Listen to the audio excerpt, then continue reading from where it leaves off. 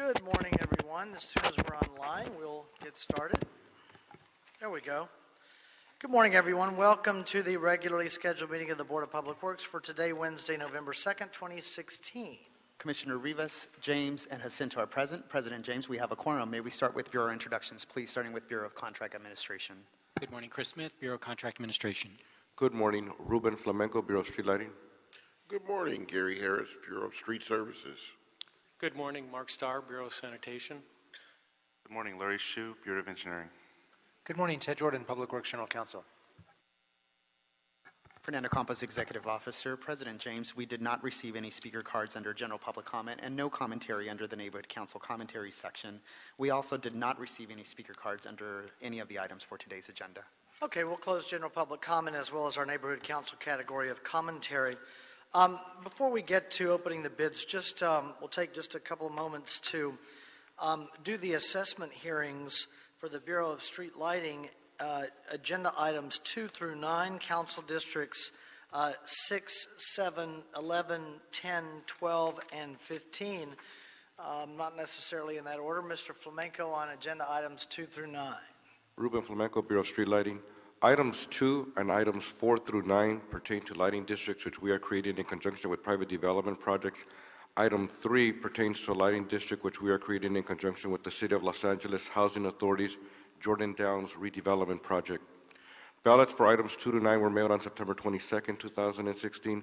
Ballots for items 2 to 9 must be received by the City Clerk's office by next Wednesday, November 9th. We have not received any objections to date on items 2 through 9. We are requesting for the board to adopt and forward items 2 through 9 forthwith to City Council. Thank you, sir. Any questions on items 2 through 9? I don't have any questions. I'll make a motion that we adopt agenda items 2 through 9, seconded by Commissioner Jacinto. Any objection? With that objection, we'll adopt agenda items 2 through 9. Any issues sending them forthwith? We'll send 2 through 9 forthwith. Agenda item number 1. Bids to be received for one public works project, the Hyperion Treatment Plant Effluent Channel Cover Plate Replacement Project. The estimate $1,137,802 in Council District 11. Mr. Campos.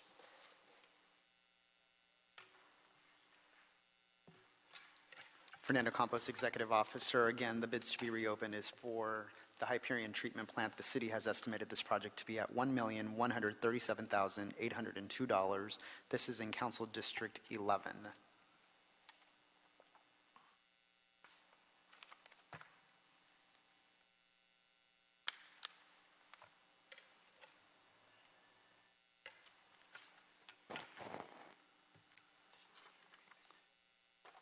The first bid received for this project is from Meta Mechanical Company Incorporated, doing business as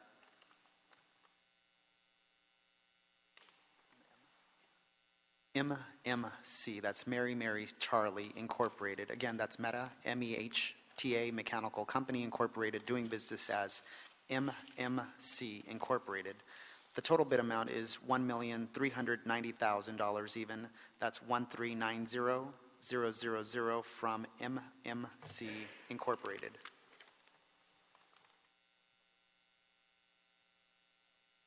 The second bid received for this project is from Green Building Corporation for a total bid amount of $1,390,000 even. That's 1390000 from Green Building Corporation.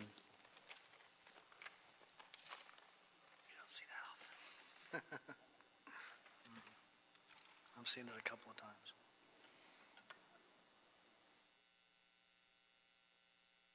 The third bid received for this project is from Abbey and Savoda Incorporated for a total bid amount of $1,280,353 even. That's 1280353 from Abbey and Savoda Incorporated.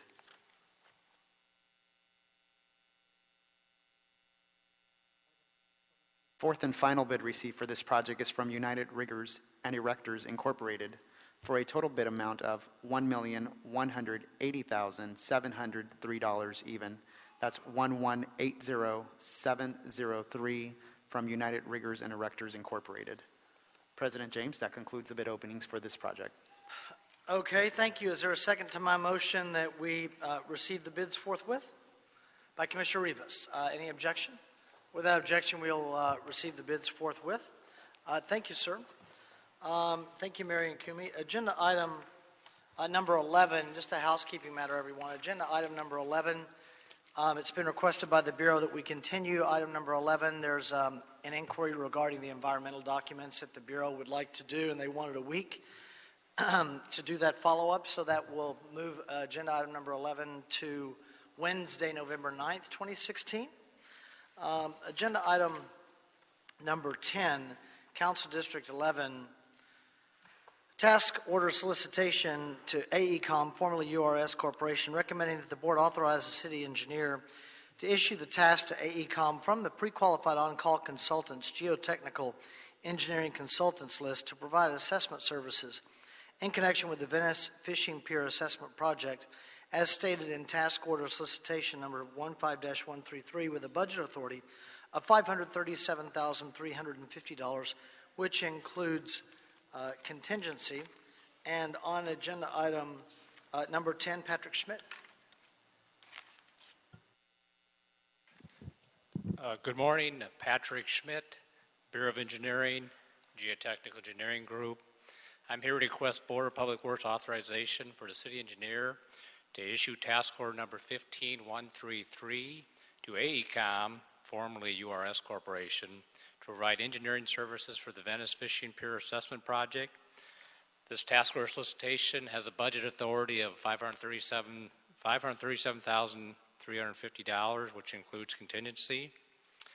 In August 2012, the Board of Public Works approved the pre-qualified on-call consultant list to provide geotechnical services for the Bureau of Engineering. The contract with AECOM was executed in December 2012 and expires in December 2017. The Venice Fishing Pier was originally constructed around 1964. It is approximately 1,200 feet in length and 16 feet in width. In 1995, approximately 600 feet of the existing pier, the landward portion, was structurally strengthened. In December 2005, a platform for bathrooms at the end of the pier collapsed into the ocean. As a result of the failure, the city retained URS to evaluate the cause of the failure and to evaluate and inspect the piers supporting the main fishing pier. Since 2005, additional deterioration of the fishing pier has been observed. And as a result, the Department of Recreation and Parks has requested another assessment of the fishing pier. The task force solicitation issued for this work included one base task, which was a physical condition assessment of the existing pier, and the task force solicitation included 3 contingency tasks. One contingency task was preparation of construction documents to repair existing damage to the pier. A second contingency task was engineering analysis of the structure. And the third was for the development of options for rehabilitation of the pier to meet current building codes. The task force solicitation was sent to all 15 firms on our pre-qualified on-call consultant geotechnical list. Only one firm, AECOM, submitted a proposal. Representatives from the Bureau of Engineering, including the Architectural Engineering Division and the Geotechnical Engineering Group, and representatives from Rec and Parks met with representatives from AECOM in July to go over the proposal and discuss alternatives and options. Following this meeting, the Department of Recreation and Parks requested the Bureau of Engineering to proceed with the physical condition assessment of the fishing pier and to prepare construction documents for repair of the existing damage. The task force is subject to subcontractor outreach program. The city has set anticipated participation levels of 12% MBE and 2% WBE. For this task, AECOM is pledging 9.6% MBE and 1.5% WBE participation. These participation levels are below the contract anticipated participation levels, but this is due to the specialty nature of the work being proposed. Just to let you know that the If the other contingency tasks are authorized in the future, this will give AECOM an opportunity to increase the MBE, WBE participation levels for the project. Funding in the amount of $540,000 is available for this task order from Rec and Parks, Fund number 302, Department 89, Appropriation Unit number 460K-VE. That's all I have. Thank you, Mr. Schmidt, for the report in the background. Quick question regarding the pre-qualified on-call list. When we sent out to the members of the list, only one of the entities responded, AECOM. Any follow-up with any of the others on the list, even if it's a random follow-up, just to indicate as to why none others responded to the solicitation? We did have a pre-proposal meeting out at the pier, and we had 3 firms attend that meeting. Due to the specialty nature of this scope of work, we didn't anticipate a lot of participation from the 15 consultants. We were hoping to get 2 or 3 proposals. Unfortunately, we only got 1. One firm that was actually at the pre-proposal meeting did indicate to us that they decided, after looking over the scope of work, that they decided not to pursue it, and we did not follow up with the 3rd one. Okay, thank you for that additional information. Commissioner Cinto? Thank you, President James. Patrick, thank you for the report. Just a comment on our business inclusion program. It's good to know that that AECOM is going to really increase its efforts to achieve more MeBe-Weebie numbers in the future on future tosses. And it is good that the contingency, if 3 and 4 goes through, that they'll be able to increase the numbers. They're almost there, but it's clear that this board is really intent on building our diversity numbers, and so I appreciate AECOM for striving for that all the time moving forward. Thank you. Thank you. Anything further on agenda item number 10? Commissioner Cinto's made a motion that we adopt agenda item number 10. I'll second it. Any objection? Without objection, we'll adopt agenda item number 10. Any issue sending number 10 forthwith? We'll send number 10 forthwith. Thank you, sir. Thank you, sir. Agenda item number 11, as I'd indicated, is continued a week. Agenda item number 12, Council District 9, Bureaus of Engineering and Contract Administration. Request for proposal, RFP, and to negotiate a personal services construction contract regarding the South Hall Solar Photovoltaic Roof System Project. This is at the Convention Center. First of all, I recommend that the board, 1, authorize the city engineer to issue and advertise the transmitted request for proposal to the design-build entities for design and installation of the South Hall Solar Photovoltaic System. 2, authorize the Board of Public Works to receive proposals and bids from the proposers. The board will hold the unopened bids until the Bureau of Engineering reviews the qualifications of the proposers pursuant to the RFP and returns with a list of qualified proposers. Number 3, authorize the Bureau of Engineering staff to evaluate the respondents' proposals based upon the requirements and procedures set forth in the RFP. Excuse me. Number 4, authorize the city engineer to qualify the proposers. Number 5, direct the city engineer to report to the board with the Bureau of Engineering's list of qualified proposers. Number 6, authorize the board to open the sealed bids from the qualified proposers and declare the lump sum bid price of the proposals. And 7, direct the Bureau of Engineering to return to the board with a report recommending award to the lowest responsive and responsible proposer. Bradley Atwell on number 12. Good morning, sir. Good morning, President James and board members. My name is Brad Atwell, and I work in the Convention Center Division of the Bureau of Engineering. The project I'm presenting today is the request for proposal for the South Hall Solar PV project. The Department of Convention and Tourism Development, the CTD, is planning on installing approximately 2 megawatts of solar power on the largest expanse in the facility, which is the South Hall roof. The BOE has been requested to manage this project. This project represents taking one step closer to meeting the city's commitment to generate approximately 400 megawatts of power through solar resources.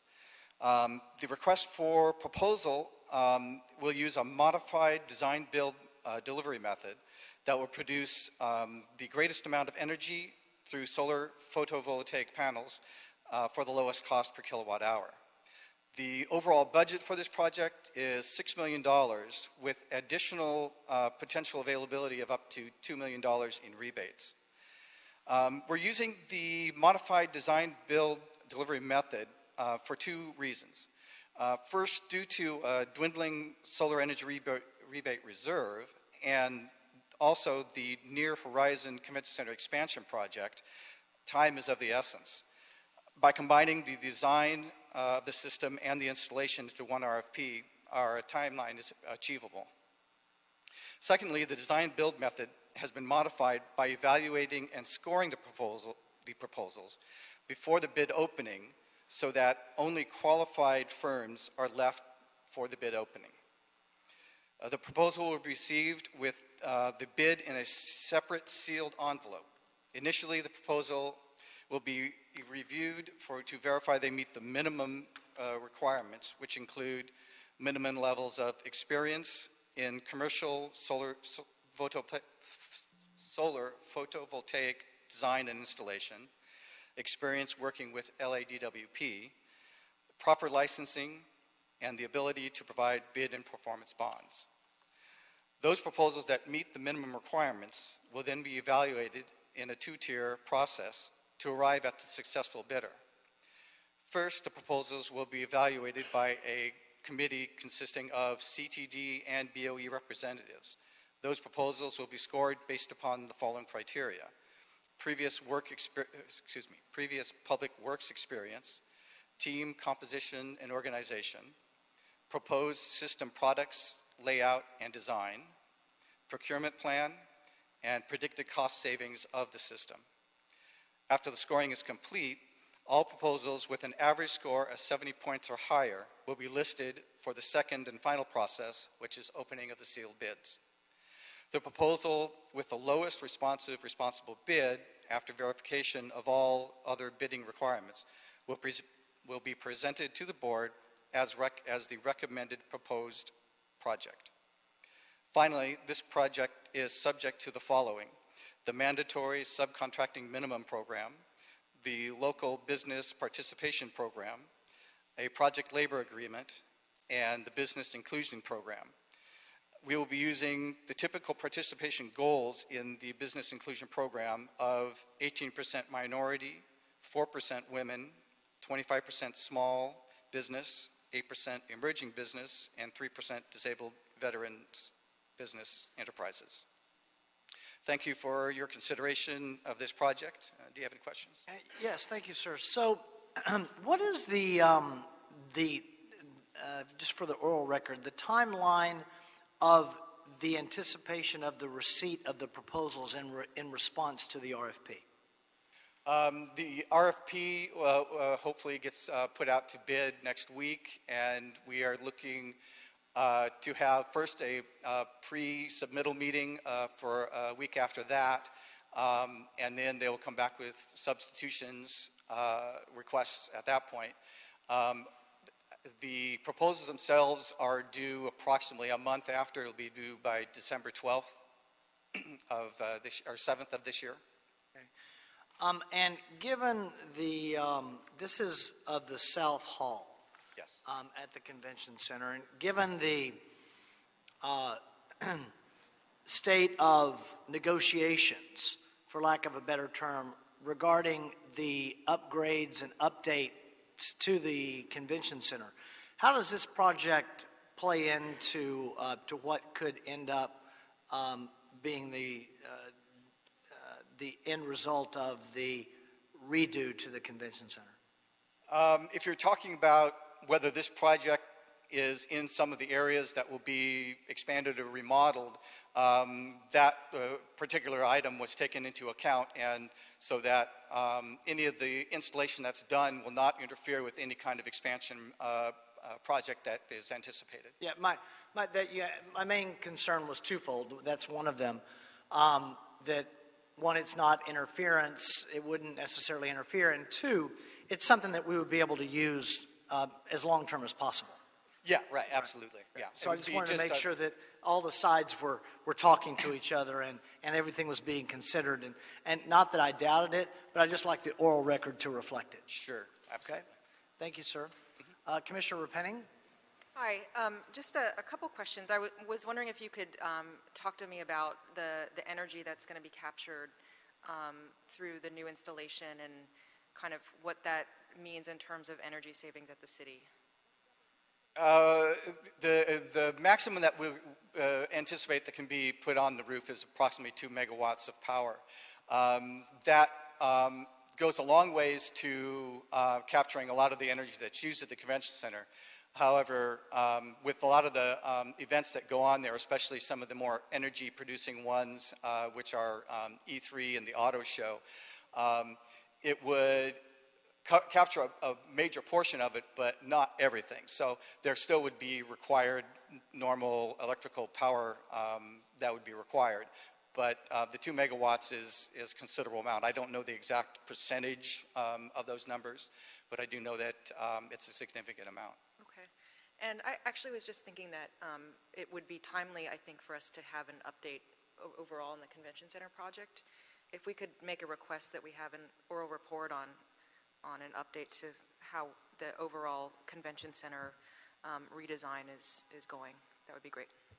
Great, we'll get that agendized. Commissioner Jacinto. Thank you. Mr. Atwell, thank you. You know, to follow up to Commissioner Repenning's request, I really want to try to see if we can get a projection on the operational cost savings. If we're producing at max and we have ongoing program throughout the year, I'd like to see if we can request that sort of projected cost savings, that if you will. Yeah, I mean, we will be getting in the design of the system, whatever, we'll be getting the information as far as how much electricity is used. And also part of the requirements are that they give us a cost analysis, how much they're saving, and if it meets their goals that they will present to us in the project. So we'll have numbers when that comes along as far as how much is being saved and how much, how much is being saved. Very good. Thank you. Thank you, sir. Commissioner Davis. I wanted to just acknowledge publicly the vision for the business inclusion program. Obviously, it's critically important, and I look forward to, as we move forward on the project, to hope that we will, in fact, be able to be successful in achieving the goals that we've set. Sure. Thank you. Thank you, Commissioner Davis. Anything further on agenda item number 12? Just real quick, Yes, Mr. Campos. Mr. Atwell, just logistically for recommendation item number 6, authorizing the board to open up the sealed bids. Logistically, how will that happen in terms of the bidder submitting their proposal along with the sealed bid?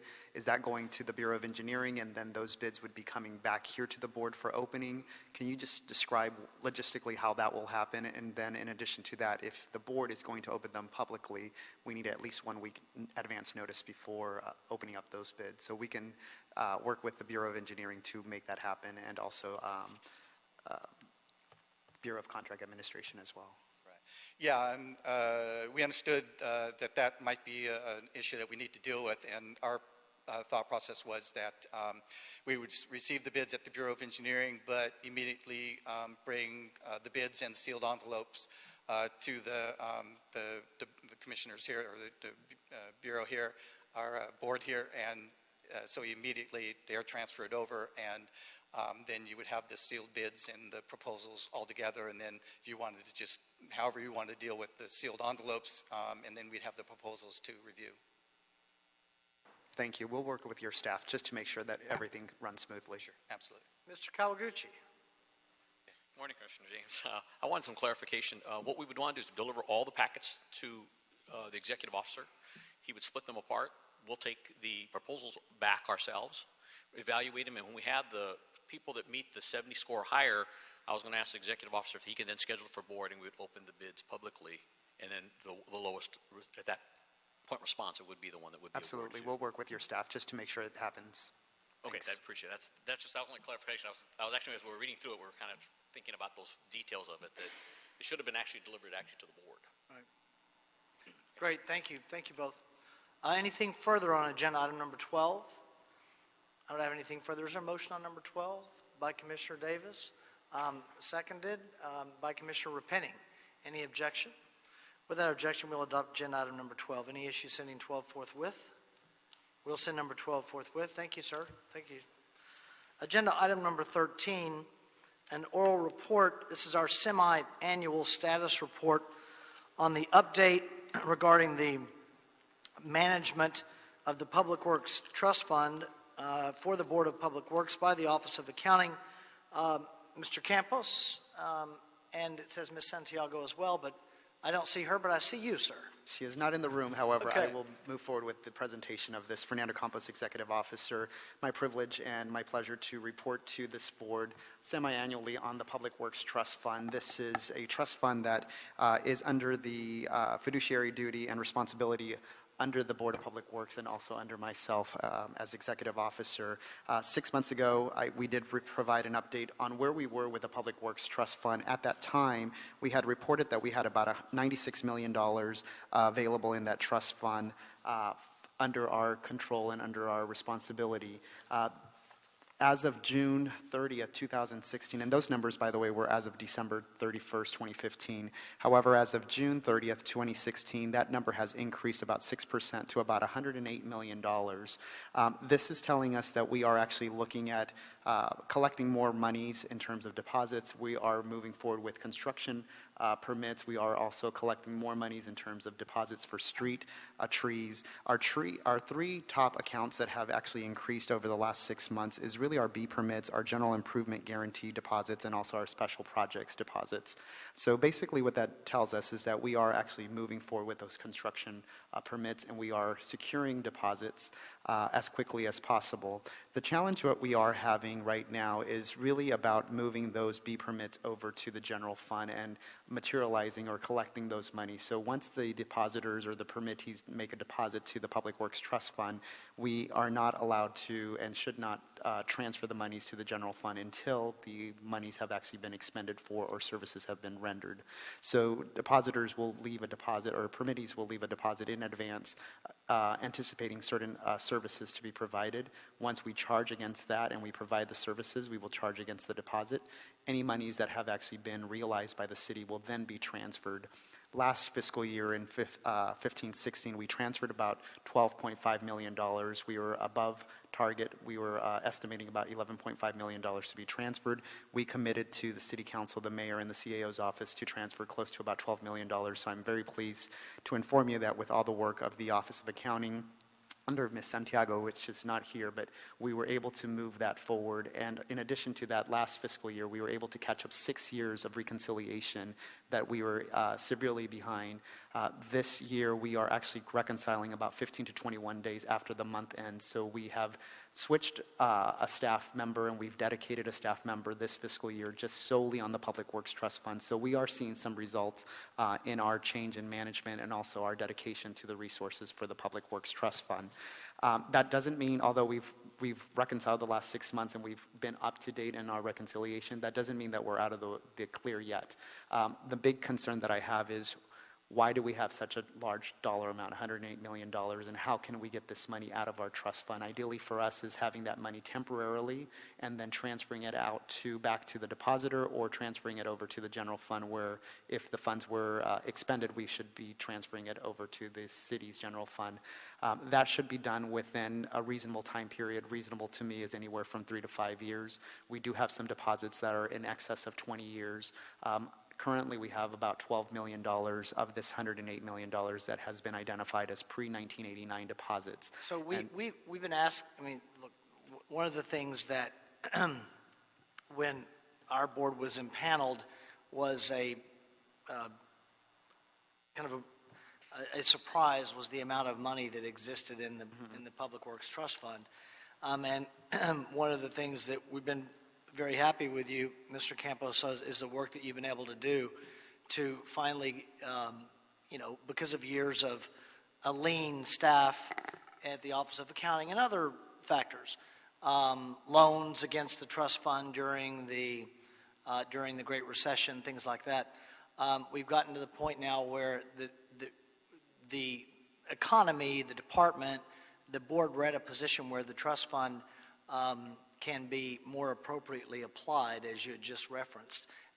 Reasonable time, you said 3 to 5 years. I agree.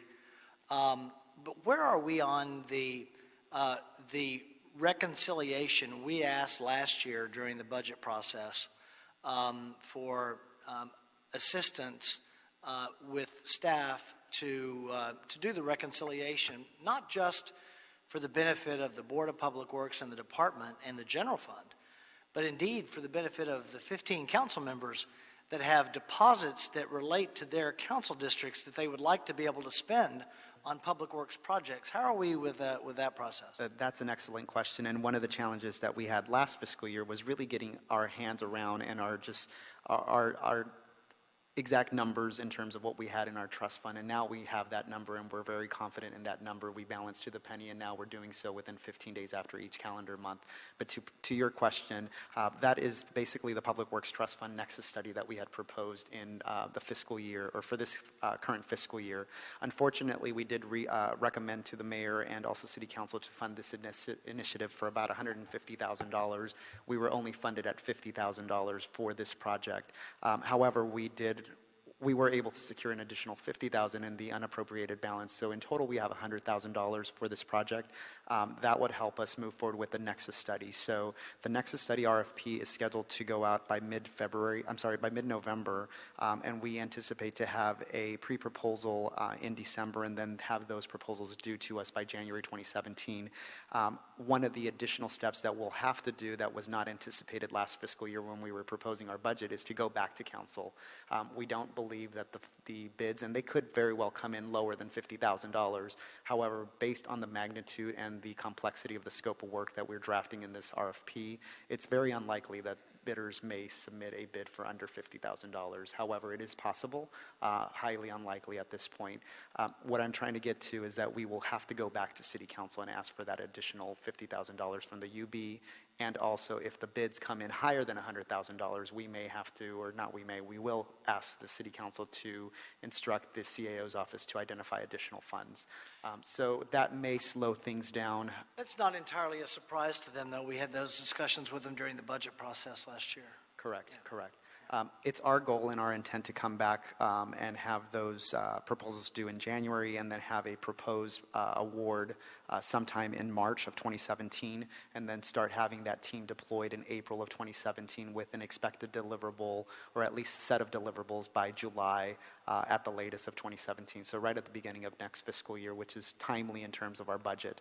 Once we have that Nexus study completed, we will be able to not only geoplot where these deposits are located, but we'll be able to match where those deposits were originally received for and potential projects that are currently underway by the Department of Public Works and some in our council districts, of course, and be able to match and align those funds so that we can possibly use those funds for that specific project. Another deliverable that will be coming with that RFP is to have a policy set of recommendations that this board would be able to identify whether you want to adopt it or not, or what options you may want to consider, and that is reasonable nexus or a reasonable link between the deposit itself that we currently have versus the potential projects that we want to fund. The RFP will request some policy considerations from the consultants to come back for your consideration, and then ultimately City Council will adopt those. And if that the reasonable nexus of the deposit to the proposed project is 2 blocks, 1 block, 1 mile, 5 miles, depending on what that policy consideration and adoption is, we'll be able to determine how fast we can use that funding. So again, we have about $12 million that we're trying to debottleneck, and that's the intent of this Nexus study. Great, thank you, Mr. Campos, appreciate it. Any questions? I think the report was pretty thorough, and it looks like we've made some progress, great progress in the last 6 months. And with the RFP going out for the Nexus study in the next 6 months, I look forward to our next semi-annual report. I think that RFP will really help us move and catapult into the next century. In addition to that, we are having monthly meetings with staff in terms of what we can do with those top 3 deposit areas that we are increasing year on year. And so we've been tracking them over a 6-year period now. We have some data that we can go back and do some crunching, and we now know where our top 3 accounts are, our top 5 accounts in terms of our delta and the variance. But our B permits and our U permits is something else that is high on our radar in terms of transferring the revenues over to the Bureau of Engineering. So we've committed to Gary Lee Moore to do quarterly transfers. That has not been done in the past. So instead of doing annual transfers, we will now start doing quarterly transfers, and ultimately my wish is to do a monthly transfer. So every month regardless of what the dollar is, we will do a transfer to the general fund, whether it's $10,000 or $100,000 or $1 million, whatever the dollar is, we will do that consistently. And now that we have the dedicated resources, I think we're right on our way to get there. That would be welcomed by the CAO's office and the Controller's office as well, I'm sure. Anything further? Thank you, Mr. Campos. The oral report will be received. Have we, I need to confirm the meeting minutes. Is there a second to my motion to adopt the meeting minutes of the meeting of Friday, October 14, 2016 by Commissioner Repenning? Any objection? Without objection, those meeting minutes will be approved. Have we cleared the desk? Yes, you have. Okay, then we are adjourned, everyone. Thank you.